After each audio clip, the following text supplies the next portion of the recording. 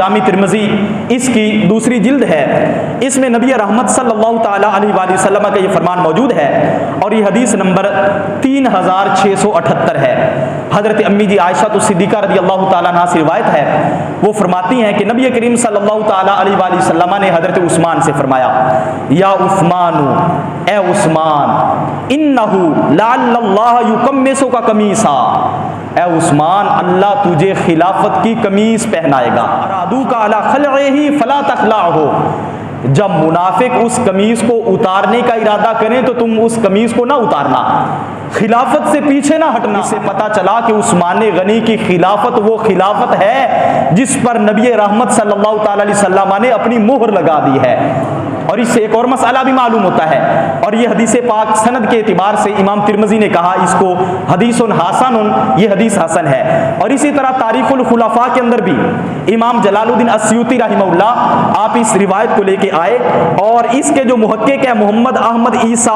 उन्होंने इसके हवाले से कहा सही हुन, यानी ये जो हदीस पाक है ये बिल्कुल सही है कि जिसमें नबी करीम सल्लल्लाहु ताला अलैहि वसल्लम ने हज़रत उस्मान को कहा कि मुनाफिक तुझे खिलाफत से पीछे हटाना भी चाहे तो तुमने खिलाफत से पीछे नहीं हटना। अब नबी करीम सल्लल्लाहु ताला अलैहि वसल्लम के इस फरमान से जो कि सही सनद से मनकूल है, इससे ये पता चला कि एक ये जो हमारे यहाँ अकीदा रखा जाता है कि हज़रत अली खलीफा बिला फसल है, खलीफा तुम बिला फसल का लफ्ज़ आपने सुना होगा, ये अकीदा सही अहादीस की रोशनी में बिल्कुल बातिल है। अली वलीउल्लाह, हज़रत अली को हर मुसलमान अल्लाह का वली मानता है और वलियों का सरदार मानता है, लेकिन खलीफा बिला फसल नहीं मानता। क्यों?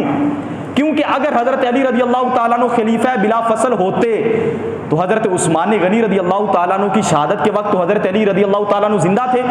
और अगर नबी करीम सल्लल्लाहु ताला अलैहि वसल्लम के विसाल के बाद खिलाफत हज़रत अली का हक होता तो खलीफा हज़रत अली बनते, और हज़रत उस्मान गनी के दौर में भी खलीफा हज़रत अली होते, क्योंकि मौला अली रज़ी अल्लाह ताला अन्हु तो उस वक्त जिंदा थे।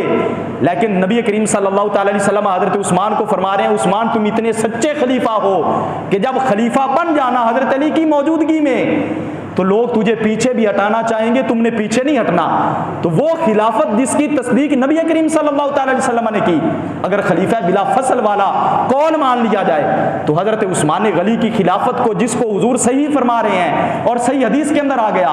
फिर माज़अल्लाह नबी करीम सल्लल्लाहु ताला अलैहि वसल्लम की इस फरमान का बातिल होना लाजिम आता है। और ये एतराज़ नबी करीम सल्लल्लाहु ताला अलैहि वसल्लम पर होता है कि खिलाफत तो हज़रत अली का हक था, तो हज़रत नबी करीम सल्लल्लाहु ताला अलैहि वसल्लम ने हज़रत उस्मान गनी रज़ी अल्लाह ताला अन्हु को ये क्यों फरमाया क्या है उस्मान खिलाफत से पीछे नहीं हटना। इससे पता चला कि खिलाफत हज़रत उस्मान गनी रज़ी अल्लाह ताला अन्हु का हक था, और जिस नंबर पर हक था उसी नंबर पर हज़रत उस्मान गनी रज़ी अल्लाह ताला अन्हु मुसलमानों के खलीफा बने हैं। सवाब की नीयत से वीडियो को शेयर जरूर कीजिए। जज़ाकल्लाह।